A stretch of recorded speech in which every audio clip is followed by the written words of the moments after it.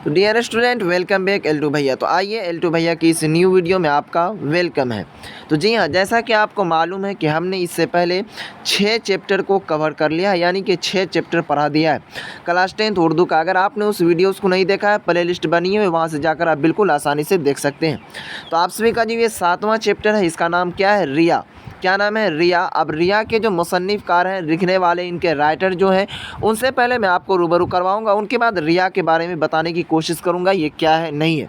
चलिए यहाँ से आपको मैं ये बता दूं कि रिया जो है साथियों एक मज़मून है। जैसा कि इस मज़मून किसे कहा जाता है कि जैसा कि हमने बताया था आपको, निबंध, लेख, उसी टाइप से इसे मज़मून भी कहते हैं, जिसे मज़मून कहा जाता है। चलेंगे हम आपको जो इनके राइटर हैं सर सैयद अहमद ख़ां, इनसे बहुत सारे सवाल ऑब्जेक्टिव में आते हैं, सब्जेक्टिव में भी पूछे जाते हैं, इसलिए इसे थोड़ा सा ध्यान से आप पढ़ने की कोशिश कीजिएगा।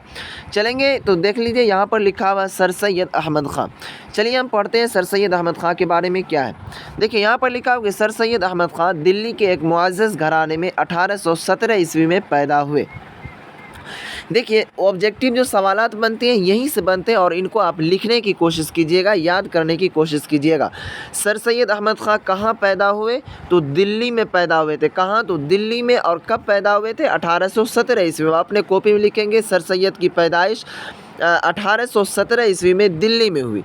चलिए फिर आगे कह रहा है कि सर सैयद की तरबियत उनकी वालिदा की ज़ेर साया हुई। तरबियत का मतलब समझते हैं आप क्या होता है? तरबियत का मतलब होता है उनको छोटे बड़ों का तमीज़ करना, और भी बहुत सारी चीज़ें होती है, अदब करने का तरीक़ा, खाने का तरीक़ा, पीने का तरीक़ा, सोने का तरीक़ा, और भी बहुत सारी चीज़ें हैं, उसी को तरबियत कहा जाता है। तो तरबियत किसकी ज़ेर साया हुई? वालिदा। वालिदा का मतलब होता है उनकी जो मम्मी है, उनके जो अम्मी है, उनके ज़ेर साया, यानी कि उन्हीं की देख रेख में, उन्हीं की निगरानी में ही इनकी तरबियत हुई थी। आपको पूछा जाएगा कि सर सैयद की तरबियत किसकी ज़ेर साया हुई? तो उनकी वालिदा की ज़ेर साया हुई। चलिए अब आगे पढ़ते हैं। तहसील इल्म के बाद 1862 ईस्वी में गाज़ीपुर में उन्होंने एक अंजुमन साइंटिफिक सोसाइटी के नाम से बनाई। तहसील इल्म का मतलब क्या समझे आप? यानी कि इल्म जब वो हासिल कर लिया, उनकी पढ़ाई जब पूरी हो गई, तो 1862 ईस्वी में उन्होंने गाज़ीपुर एक जगह का नाम है, वहीं पर एक अंजुमन साइंटिफिक सोसाइटी, एक अंजुमन का नाम, उनका नाम क्या रखा? साइंटिफिक सोसाइटी के नाम से बनाया था। आपको पूछा जाएगा कि सर सैयद अहमद ख़ान ने कौन सा अंजुमन कायम किया था, कौन सा अंजुमन बनाया था? तो आपको ऑब्जेक्टिव में टिक मारना है, साइंटिफिक सोसाइटी के नाम से। कब किया था? तो 1862 ईस्वी में। चलिए अब आगे कह रहा है कैसा? 1869 ईस्वी में सर सैयद इंग्लिस्तान गए। ये भी सवालात बहुत इंपॉर्टेंट है, आप कॉपी में उतारेंगे कि सर सैयद अहमद ख़ान 1869 ईस्वी में इंग्लिस्तान भी गए थे। चलेंगे आगे कह रहा है कि वापस आकर उन्होंने तहज़ीबुल अखलाक नाम से एक रिसाला जारी किया, जिसमें समाजी, तहज़ीबी और अदबी मज़ामीन शाया हुए थे।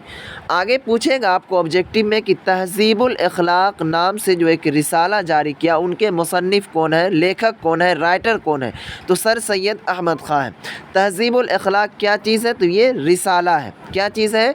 रिसाला है। इनको आप याद करने की कोशिश कीजिएगा, जिसमें क्या चीज़ के बारे में बताया गया था? समाज के बारे में बताया गया था, उनकी तहज़ीब के बारे में बताया गया था। चलिए आगे कह रहा है कि सर सैयद अहमद ख़ान ने अलीगढ़ में एक स्कूल खोला, जो 1878 ईस्वी में मोहम्मडन एंग्लो ओरिएंटल कॉलेज बना, और फिर अलीगढ़ मुस्लिम यूनिवर्सिटी की शक्ल में उभर कर सामने आया। अब जानते होंगे AMU यानी कि अलीगढ़ मुस्लिम यूनिवर्सिटी, अब बहुत ही बेहतर तरीके से जानते होंगे साथियों।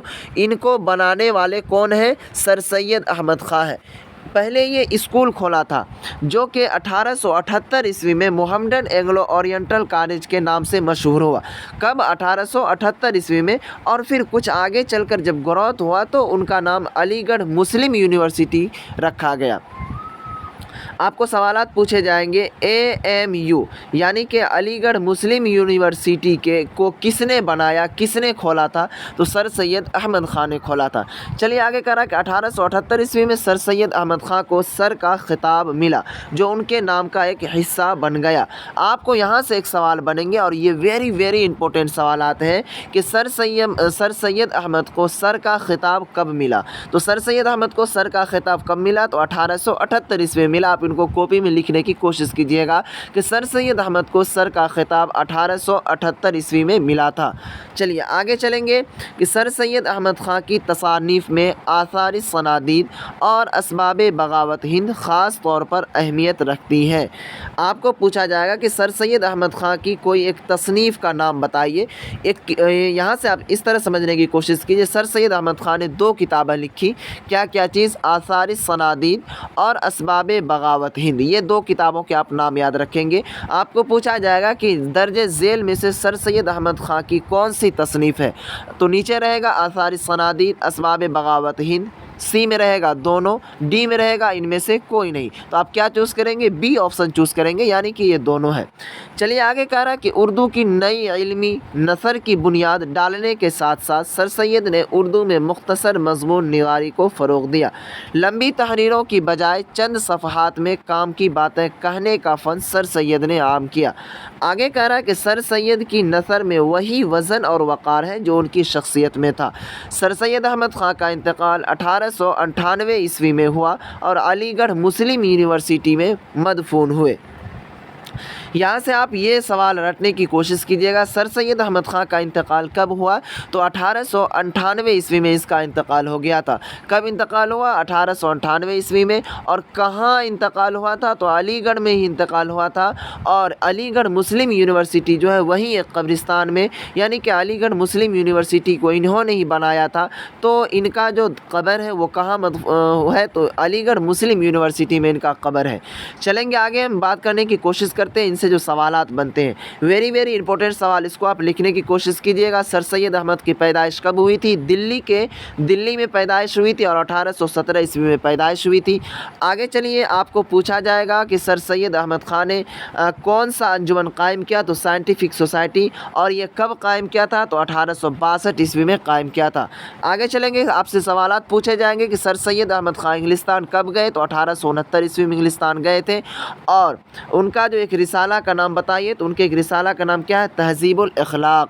चलेंगे आगे, आपको पूछा जाएगा कि सर सैयद अहमद ख़ान को सर का खिताब कब मिला, तो सर सैयद अहमद ख़ान को सर का खिताब कब मिला था, 1878 ईस्वी में सर सैयद अहमद ख़ान को सर का खिताब मिला था। ये 3-4 वेरी वेरी इंपॉर्टेंट क्वेश्चन है और एक क्वेश्चन इन्हें भी याद करने की कोशिश कीजिएगा। सर सैयद अहमद ख़ान का इंतकाल कब हुआ, 1898 ईस्वी में हुआ था। और सर सैयद अहमद ख़ान कहाँ मदफून है, यानी कहाँ दफनाया गया, तो अलीगढ़ मुस्लिम यूनिवर्सिटी में। अब चलिए हम इस मज़मून को पढ़ने की और समझने की कोशिश करते हैं। देख लीजिए, इसका नाम है रिया। रिया का मतलब ही आपको समझना चाहिए कि इसमें क्या चीज़ के बारे में बताया गया है। रिया के बारे में बताया गया है कि जैसे आजकल लोग रियल लाइफ में, यानी कि मतलब आप इस तरह समझने की कोशिश कीजिए, आदमी कुछ और है, बताते कुछ और हैं। यहाँ पर देखेंगे डायरेक्टली लिखा हुआ, दुनिया में ऐसे लोग भी बहुत हैं जिनका ज़ाहिर कुछ और बातिन कुछ होता है। यानी आप यहाँ से चंद बातों को समझने की कोशिश कीजिए। लोग का ज़ाहिर यानी कि दिखावा कुछ होता है और बातिन जो है ना उसका कुछ होता है।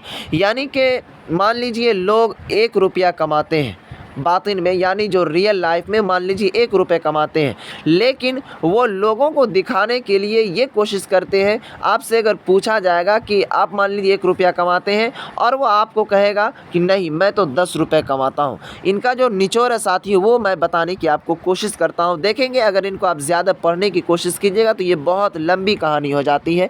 यहाँ पर देखिए, इनमें जो मेन पॉइंट है, मेन जो बातें कही गई है, इसमें उनको समझने की कोशिश कीजिए ताकि आप एग्ज़ाम में अच्छी तरह से लिख पाएंगे।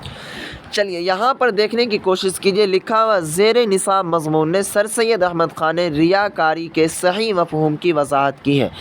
आम तौर पर इस आयब का तज्ज़िया लोग यूँ करते हैं कि दिल में बात कुछ हो और ज़ाहिर में कुछ कहा जाए, लेकिन रिया का आयब उस हद तक महदूद नहीं रहता। आगे चलिए, कर अक्सर ये होता है कि समझने वाला ख़ुद मुग़ालते में रहता है और उसे ये भी एहसास नहीं हो पाता कि वह रियाकारी कर रहा है। यानी कि कह रहा है कि रियाकारी जो लोग करते हैं उनको ये भी समझ में नहीं आता है कि मैं रिया कर रहा हूँ, कुछ गलत कर रहा हूँ। ये सर सैयद अहमद ख़ान कह रहे हैं। आगे चलेंगे, कह रहा है कि रियाकारी का ताल्लुक़ सिर्फ़ ज़ाहिरी अमल और रद्द अमल से नहीं है, बल्कि अक्सर ये होता है कि आदमी